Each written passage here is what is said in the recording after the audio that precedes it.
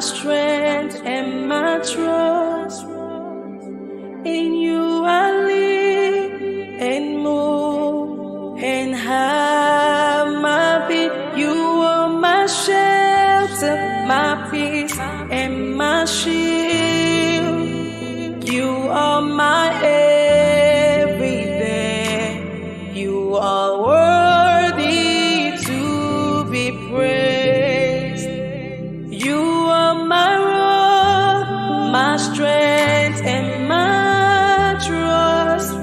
In you I live and move and have my being. You are my shelter, my peace, and my shield. You are my everything. You are worthy to be praised. Sweet Jesus, beautiful King, no Father like you, no friend like you. Your love for me is everlasting. No one like you, no one like you. Sweet Jesus, beautiful King, there is no Father like you, no friend like you. Your love for me is everlasting. No one like you, no one like you. You are my rock, my strength, my trust. In you I live and move and have my being. You are my shelter, my peace, and my shield. You are my everything. You are worthy to be praised. You are my rock, my strength, my trust. In you I live, I move and have. You are my shelter, my peace, my shield. You are everything. You are my everything. You are worthy to. Sweet Jesus, you are beautiful King. There is no Father like you, no friend like you. Your love is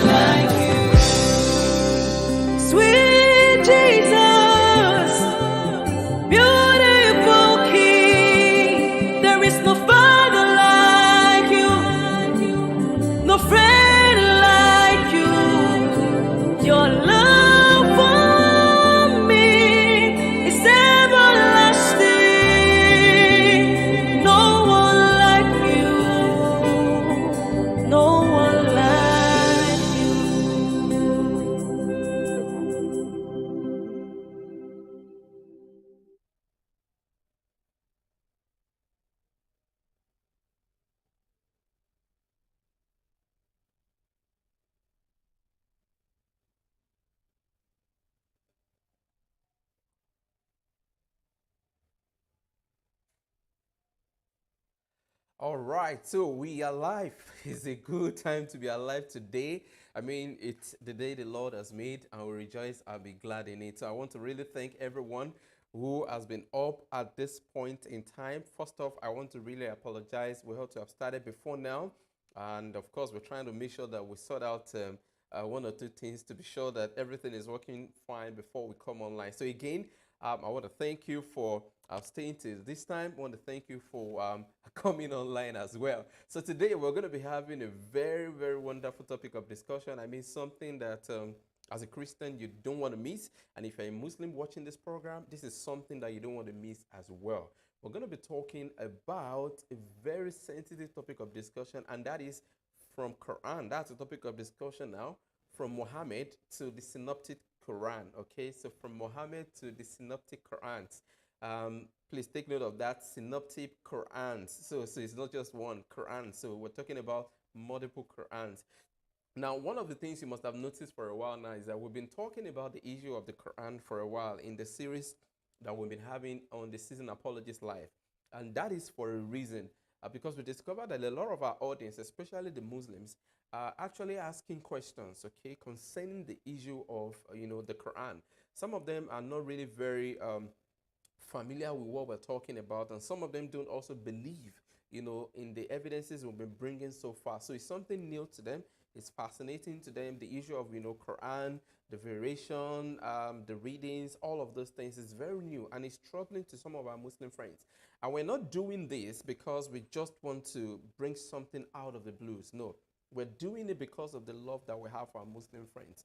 We want them to know about these things because we discovered that most of these things are the things that most of their scholars do not tell them. Okay, so we feel it is something that they need to know about. And I'm so glad that we have a friend, a brother right here that will be teaching us, lecturing us on today's topic of discussion. And he's been on the program several times. And of course, today you're going to be learning something new again because, of course, this topic we're talking about is something unique, okay? It's not a topic that I've ever had anywhere before. So, Reverend Samuel Green is bringing something new to the table today. And that's the reason why you're going to be finding this particular episode also very, very fascinating. By the way, it is right here, 11 a.m. in the morning in Nigeria, okay? So, in Australia, right there, we're talking about 9 p.m. in the night. So you can see the vast difference, okay? So while we're talking about being in the morning right there in Nigeria, we're talking about 9 p.m. right there in Australia. So it's a lot of sacrifice that our dear brother, Reverend Samuel Green, is paying, right there. So, but then again, um, okay. Thank you. Now, before I bring him to the fore, let me just quickly read a bio, okay, of Reverend Samuel Green. Some of you have seen him on the program before. You know about his works, the things that he does, his articles, and all of that. But then, if you're new to the program or you're just getting to know about him, here's a little bit of things that you need to know about Reverend Samuel Green. So, here we go. All right. So, Reverend Samuel Green is married and has 5 children. He became a Christian while at the university and has been involved in various Christian ministries. Since 1999, he has worked with the Australian Fellowship of Evangelical Students. He's also a writer for the Answering Islam website and also an evangelical interfaith chaplain. Engaging with Islam is one of Samuel's main interests, and he does this through writing, training, evangelism, lectures, and debate. He and his family attend an Anglican church. Of course, Reverend Samuel Green attends an Anglican church. And then Reverend Samuel Green has a degree in theology, that's MTC, and also chemical engineering, UNSW. He's a marriage counselor with Prepare and Enrich. All right. And then Reverend Samuel Green has debated a couple of Muslims, and you can see some of the names of the Muslims that he has debated. We have Shabi Ali, we have Kaisar Trad, we have Imam Abdul Jalil, we have Abdullah Kunda, you have Mustafa Aja, you have Mustafa Al Shakarij, you have Dial Mohammed, you have Uthman Badar, you have Wesam Chagwayi, Chakawi, yeah, that's Chakawi. And you also have Bra Imran from IREF. So those are some of the people that he had debated. And aside that also, you can actually see some of the works and the articles and the books of Reverend Samuel Green on this website. So you go to engagingwithislam.org. Okay, you can also go to answering-islam.org/green. So that you can, from that place, you can get some of his articles. And you can also go to YouTube, www.youtube.com /engaging with Islam. You can get to see some of his video right there.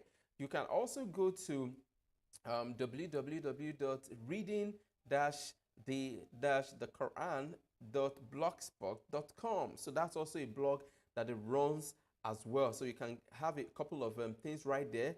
You know, the things article is written on the blog and all of that. So what it means is that if you want to get more from, you know, from the articles and the works of you know, Reverend Samuel Green, you can get to see all of that right there. So I'm so glad, I'm so happy to have Reverend Samuel Green right here with us today. So Reverend Samuel Green, how are you doing today?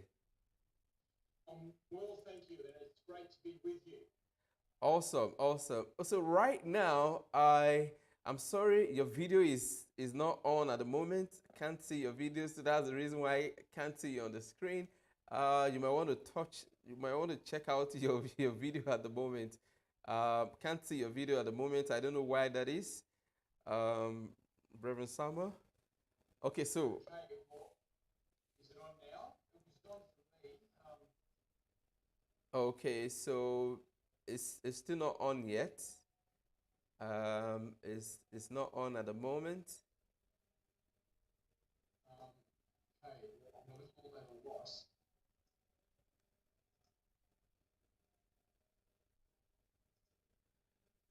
Okay, so it's not up at the moment also. No, I know, I'm just, Okay. just trying to get it started. So turning off incoming video. Okay. Is that working? Not yet. We don't have it on yet. We don't have it on yet. Okay. I may need to log out and log back. Okay, that's okay. No, I mean, I can't see anything. Okay, what about now? Hang on. Okay, yes. Yes, you're back now. I can see you right now. I'm not sure what happened there. Anyway, there we go. All right, okay. So it's nice to have you, Reverend Samuel Green. Nice to have you again. I know it's late right there, and I'm not going to take much of your time. I know it's late, so I would just want us to start right away. Now, again, before you start, folks, the topic we're talking about, as you can see right there on the screen, is from Muhammad to Synoptic Qurans, okay? From Muhammad to Synoptic Quran, and I have Reverend Samuel Green right here to teach us on this topic of discussion. So, Reverend Samuel Green, I think you are good to go. You can start talking of the topic of discussion. Great. Well, it's a pleasure to be with you today.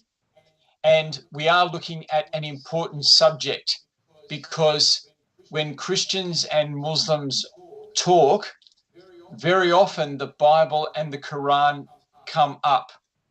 And so what I want to do today is just to give you some information on the Quran so that you're a little more prepared when you talk to Muslims. Now, Karidi, are you going to go through the slides? Yeah, definitely. Definitely. Your slides are up and ready. Okay, so if you can go to slide 2, please. Okay. So one of the things I want to say is that many of them, and certainly many of the ones who are on YouTube, they attack the Bible regularly. Now, this is an unusual thing for a Muslim to do because the Quran holds the Bible in such a high regard. But what Muslims will do is that they will attack the Bible, and in attacking the Bible, they will try to give the impression that the Quran is perfect and not like the Bible. Now, they won't give evidence for this, but what they will do is they'll attack the Bible, and then they say nothing about the Quran, and so it creates an impression.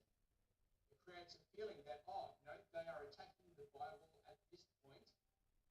Obviously, the Quran's not like that, and this is one of the ways that they promote Islam. It's by attacking the Bible we're attacking the Bible, trying to create an atmosphere that the Quran is not like this. Yeah.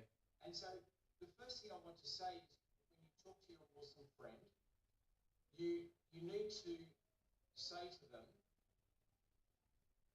I refuse to just talk about the Bible. We have to talk about the Bible and the Quran.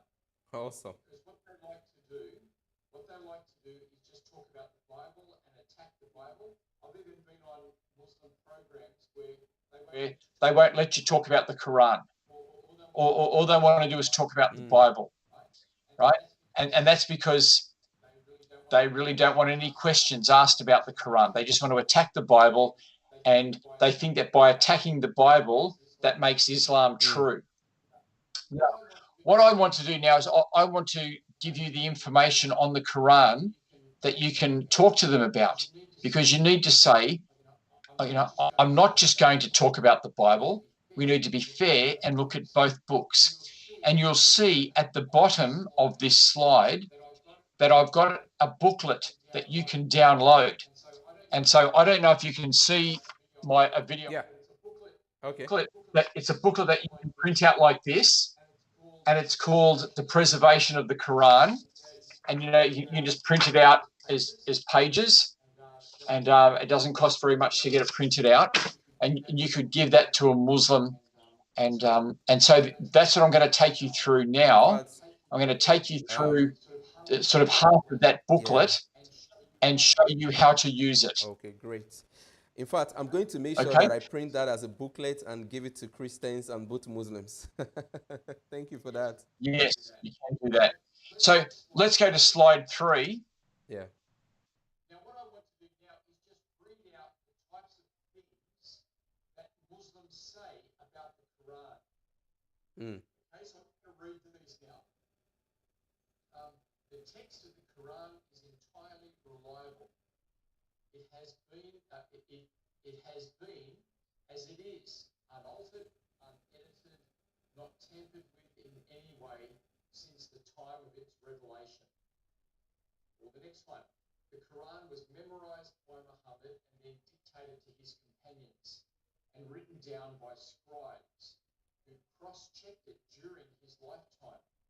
Not one word of its 114 chapters have ever been changed over the centuries.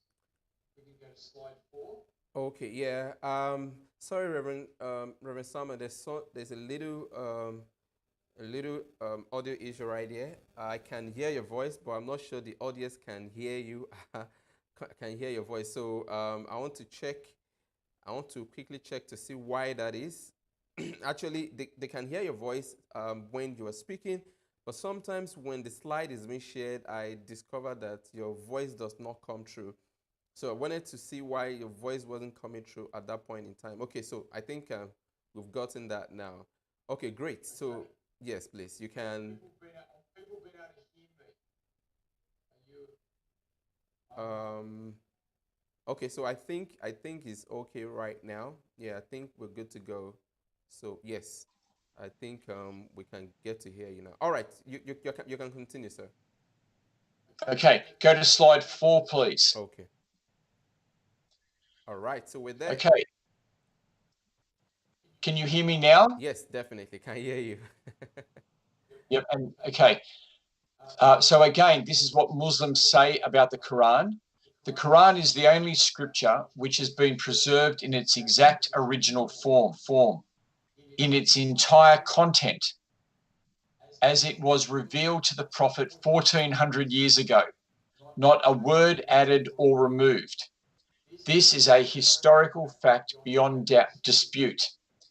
God himself assured us of its preservation. Thus, there has been only one version of the Quran all across the world, all through the ages, right from the time of the Prophet. Okay, this is what Muslims say. We'll go to slide 5. All right, so we're there in slide 5. Slide 5. Yeah. No other book in the world can match the Quran. The astonishing fact about this book of Allah is that it has remained unchanged even to a dot over the last 1400 years. No variation of text can be found in it. You can check this for yourself by listening to the recitation of Muslims from different parts of the world. Okay, so I'm sure that you've heard those types of comments from Muslims because this is what they say to us. This is what they say to the world. And I've made a summary in slide 6. So in slide 6, here's a summary of what Muslims say. Muhammad purged the Quran. He simply dictated the Quran to his followers who memorized it and wrote it down with no editing. Muhammad examined and approved what was written. There has only ever been one version of the Quran. All Qurans are identical with no variants. The Quran is perfectly preserved. These claims are proved by history, and the Quran is superior to other scriptures in its preservation and hence in its message about God. Okay, so Karidi, is that coming through okay? It's coming through. The only thing that is not coming through is your video. So I think we will just have to go with your slide and your voice. Your video is not coming through at the point in time. Okay, that's going to be fine. Cut off my video. So I'll shut my video off. Okay. No problem. You can go on. If that would be an issue for you, you can just go on. Okay. Does my voice sound okay? Yes, your voice is coming out well. The only thing is that your video isn't. The only thing is just your video. Your video is not coming out. At a point in time, I think the video ceases, is not coming through, but we can hear your voice very well, and the slide is working pretty much okay. So I think we can move on with that. Okay. So you can see there, these are the points that Muslims make about the Quran that they claim. Okay. So what I want to do now is examine each of these and see if they're true. Okay. Let's go to slide 7, and we'll begin. All right. So my first point is, did Muhammad actually perfectly memorize the Quran? And what's interesting is when you read the Hadith and the Quran, the answer is no. So I'll just read you some of these. Narrated Aisha, the Prophet heard a man reciting the Quran in the mosque and said, "May Allah bestow his mercy on him, as he has reminded me of such and such verses of a surah." Or the next hadith, narrated Abdullah ibn Masud, Muhammad said, "I am only a human being and I forget just as you do. So when I forget, remind me." Now that's interesting, isn't it? It is. There's Muhammad saying that he forgets and that he needs to be reminded by people. Now, this is actually what the Quran also says. Look at Surah 87, verses 6 and 7.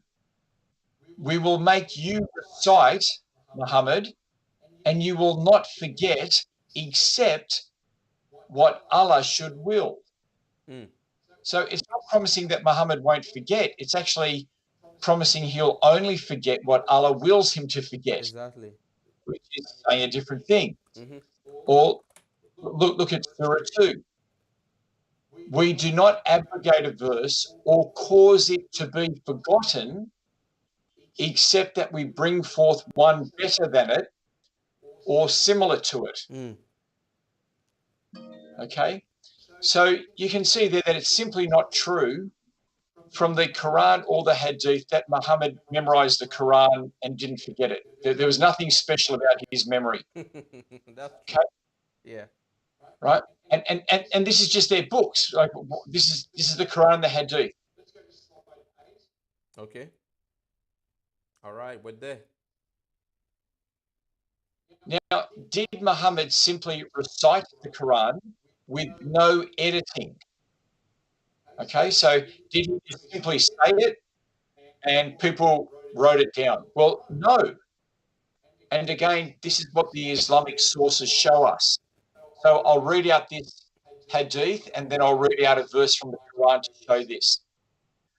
So, narrated Al-Bara, there was revealed, not equal are those believers who sit at home and those who strive, fight in the cause of Allah. Right? So you see the hadith talks about a particular verse of the Quran and it quotes it. Surah 4, verse 95.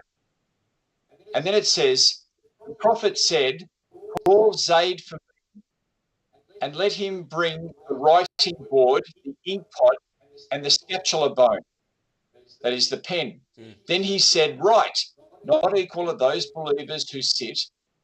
And at that time, Amir bin Maktam, the blind man, was sitting behind the Prophet. He said, O Allah's apostle, what is your order for me as regard the above verse, as I am a blind man? So you understand the problem? Yeah. See, the verse says that those people who go out and fight on jihad, those people who do not go out and fight on jihad are not equal to those who do. Yeah. But this blind man says, well, what about me? Yeah. Mm-hmm. When I'm blind, because I'm blind, I can't fight. So notice what it says. So instead of the above verse, the following verse was revealed. Not equal are those believers who sit at home, except those who are disabled and those who strive and fight in the cause of Allah. Okay? Yeah. So you see how the verse is now different. Mm-hmm. Mm-hmm. The verse originally was not equal to those believers who sit at home and those who strive and fight in the cause of Allah. Mm-hmm. Now it is not equal to those believers who sit at home, except for those who are disabled. And so you can see how the except for those who are disabled has been added in. Exactly. It was Okay. edited along the way. Yeah. So what it means is, from their own books, it shows how the Quran got edited and improved. Right? So Muhammad would trial this material. He would say a verse, and if it needed to be updated or corrected in some way, he would then do that. Yeah. Now, this happened enough so that there is a verse in the Quran about it. Okay? So let me just read to you the verse at the end. And when we exchange a verse in place of another, and God knows very well what he is sending down, they, the Meccans, say to Muhammad, you are simply inventing this. So you can see that Muhammad is changing verses to such a degree that even the Meccans notice this, and they're saying, you're just inventing it, you're just making it up. And you can understand why they're saying that. Yeah. Okay, let's go on to slide 9. All right. Now, did Muhammad only have one version of the Quran? Did he have only one version of the Quran? Well, again, the answer is no. Right? The answer is no. Narrated Umar bin al-Khattab, I heard Hisham bin Hakim reciting Surat al-Furqan during the lifetime of Allah's apostle. And I listened to his recitation and noticed that he recited it in several different ways to which Allah's apostle had not taught me. I was about to jump over him during his prayer, but I controlled my temper. And when he had completed his prayer, I put his upper garment around his neck. He's choking him, right? and seized him by it and said, "Who taught you this surah which I heard you reciting?" Yeah. He replied, "Allah's apostle taught it to me." I said, "You have told a lie, for Allah's apostle taught it to me in a different way from yours." So I dragged him to Allah's apostle and said, "I heard this person reciting Surat Al-Furqan in a way which you haven't taught me." On that, Allah's apostle said, "Release him, Umar. Recite, O Hisham." Then he recited in the same way I heard him reciting. Then Allah's apostle said, "It was revealed this way," and added, "Recite, O Umar." I recited it as he taught me. Allah's apostle then said, "It was revealed in this way." The Quran has been revealed to be recited in 7 different ways. So recite of it whichever is easier for you. Okay. Now, Umar bin al-Khattab, Khattab, and Hisham bin Hakim were both from the same tribe. So they're speaking the same dialect. So my point is here, the Hadith never speaks about there being one Quran ever. It says there are 7 ways. Okay? Yeah. So now exactly what these 7 ways are is for another time, although we'll look at it a bit now. Yeah. But my point is, when Muslims say there's one Quran, it's just false. It's false according to their own books. Let's go to slide 10. Yeah, we're there. Now, the question is, how did Muhammad preserve the Quran? What did Muhammad do to preserve the Quran? Now, what was his method of doing this? Well, we can see the Quran did not start as one complete finished book. Instead, it grew gradually as Muhammad recited different verses and surahs in response to different situations in his life. This happened over a 23-year period. As we saw previously, Muhammad preserved these words by teaching them to others and on some occasions having them written down. In particular, there were certain men who Muhammad commissioned to be teachers of the Quran. Yeah. Okay, so Muhammad had certain men. So narrated Masrak, I heard the Prophet saying, "Take or learn the Quran from 4 men, Abdallah ibn Masud, Salim, Arth, and Ubay ibn Ka'b." Yeah. So they're the 4 men. Okay. Yeah. Therefore, Muhammad preserved the Quran by teaching it himself, authorizing certain men as teachers of the Quran, and having some of it written down. This is what Muhammad set up to preserve the Quran. Okay? Yeah. That is Muhammad's way of setting it up. Now, let's go down to slide 11. All right. So, was the Quran collected into one book under Muhammad's supervision? Right? So, did Muhammad make a final copy of the Quran? The answer is no. And again, the Hadith is very clear about this.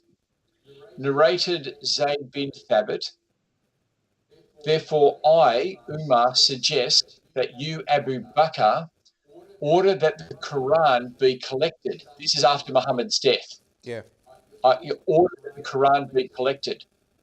I said to Umar, "How can you do something which Allah's apostle did not do?"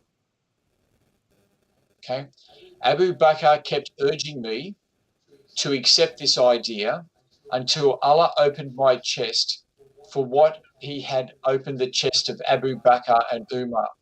So I started looking for the Quran and collecting it from what was written on palm stalks, thin white stones, and also from men who knew it by heart. Okay? So you can see there, it's very clear, Muhammad did not make a final copy of the Quran. Yeah. And they had to collect it from various places to make a copy. Mm-hmm. They had to collect all the bits and pieces. Okay. And so in technical language, there is no autograph from Muhammad. Exactly. That's true. Right? There is no autograph. That's sort of the technical word, Yeah. but no autograph. Okay? That is, that there is no original from him. Mm-hmm. And Muhammad's companions had to discuss among themselves which parts to include in their collections of the Quran. Okay, so they now have to have a discussion. And I'm not blaming them for this. Like, to me, this is just what you'd have to do. Mm-hmm. If Muhammad hasn't given you a final copy, you're going to have to go and gather it up and, make your own copies. Yeah. That's what you got to do. Mm-hmm. So I'll just read the hadith there. Yeah. Ibn Abbas reported Allah's messenger as saying, if there were for the son of Adam a valley full of riches, he would long to possess another like it. And the son of Adam does not feel satisfied but with dust. And so he's quoting what he hears Muhammad saying. Yeah. And Allah returns to him who returns to him who returns to him. Now, Ibn Abbas said, I do not know whether it is from the Quran or not. Okay, so here he is. He heard Muhammad saying it, but is it part of the Quran or is it not part of the Quran? He goes, I don't know. I don't know. Now, again, that's very honest, but the idea that everyone knew exactly what the Quran was and there was no question and there was no discussion is simply false. Yeah. Right? And again, as Christians, we had to do the same thing.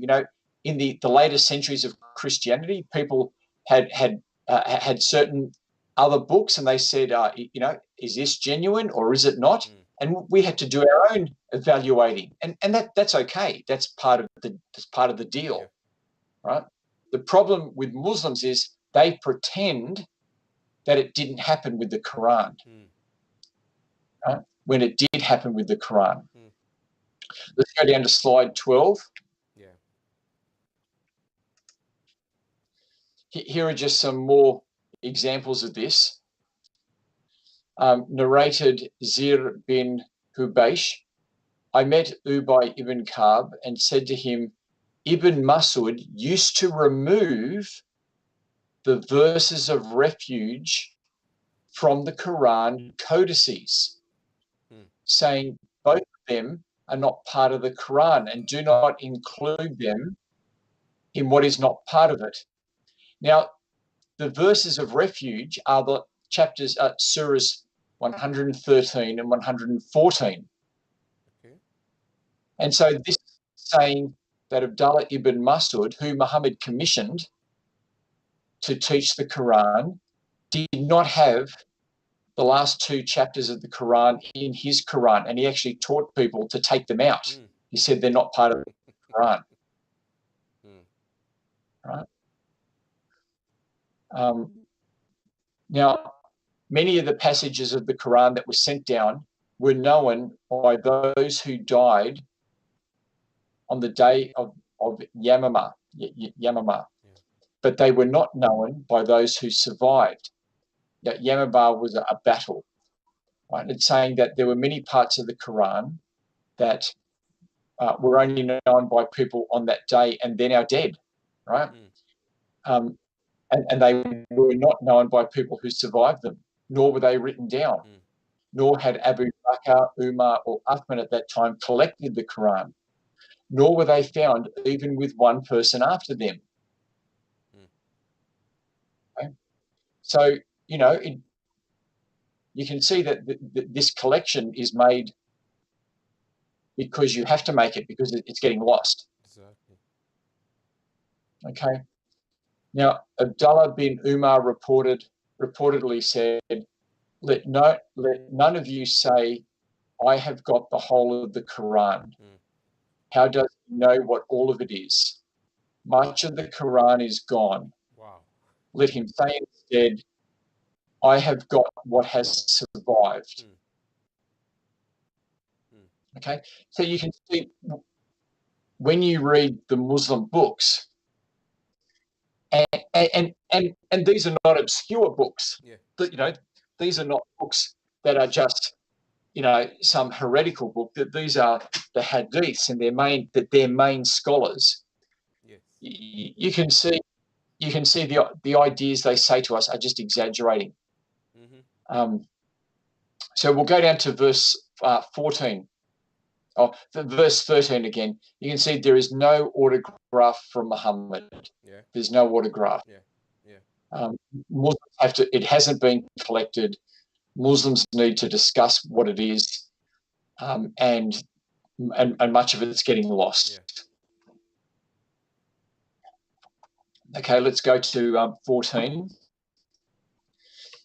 Now, there are actually significant differences between what the companions were teaching of their Qurans, because remember how I said Muhammad commissioned 4 people to be teachers of the Quran? Yeah. Well, when the Muslim jihadists began to conquer everyone around them, these teachers went to different parts of the Islamic Empire and began to teach the Quran there.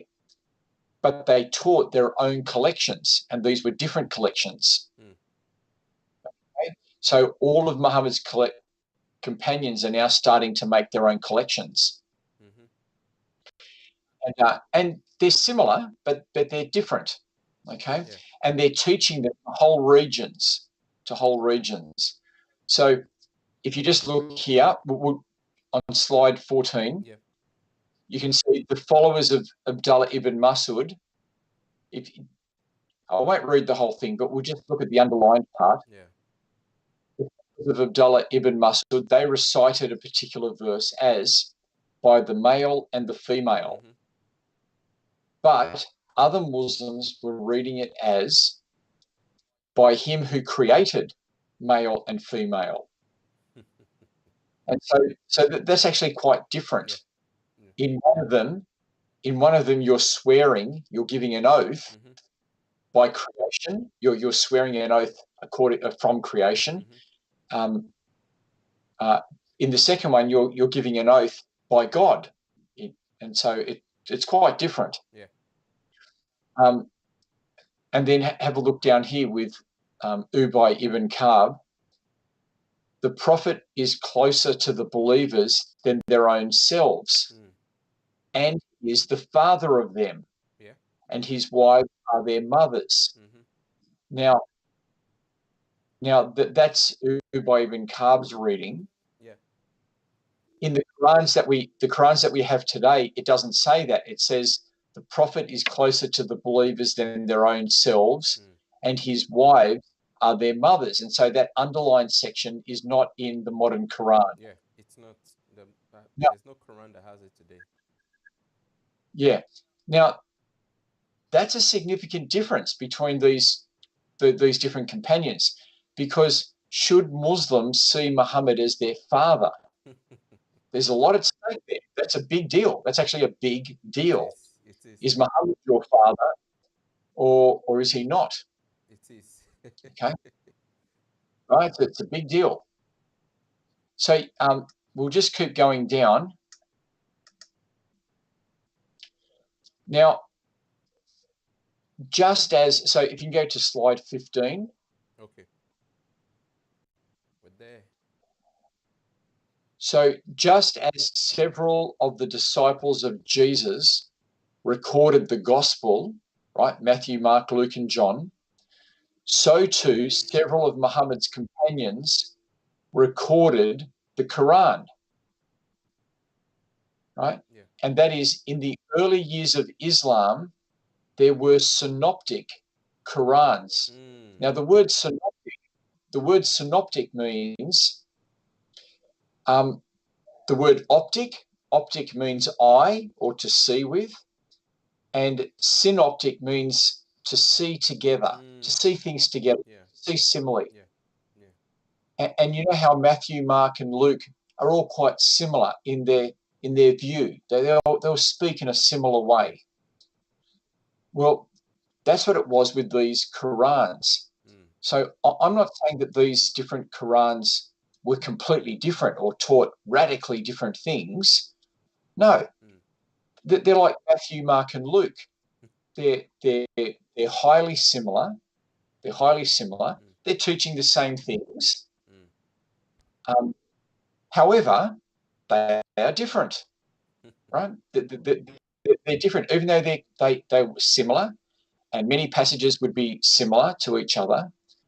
They're not the same. They are synoptic, and so just as we have Matthew, Mark, and Luke, which are quite similar, there were these different Qurans which were all quite similar, and these were being used across the Islamic Empire. So Abdullah ibn Masud's Quran was being used in Iraq, and Ubay ibn Ka'b's Quran was being used in Syria, and then there were other ones being used in other areas. Okay? Yeah. Now, these Qurans were actually a subject of study for early Islamic scholars. Okay? Yeah. So the early Muslims were living with this, and they wrote books about it. Now, there's a very interesting book by an Arabic librarian called Ibn Abi Yaqub al-Nadim, and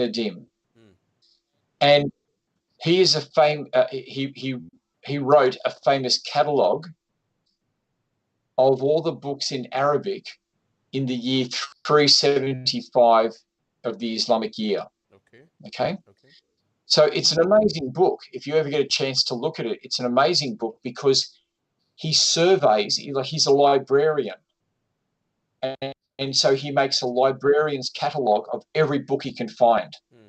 And so it's an amazing book. It's an amazing book. And he records 7 books under the following heading, which dealt with these subjects. So which dealt with this subject. So you can see the name he puts it under is books composed about discrepancies of the Quranic manuscripts. Wow. Right? So in the 4th Islamic century, this was a major area of discussion. There's 7 books on this topic. I'm not going to read out all the titles now. I'll just read the first one. Yeah. The discrepancies between the manuscripts of the people of Medina, Al-Kufa, and Al-Basra, according to Al-Kisai. Oh my. Right? The Book of Khalaf, discrepancies of the manuscripts, discrepancies of the people of Kufa, Al-Basra,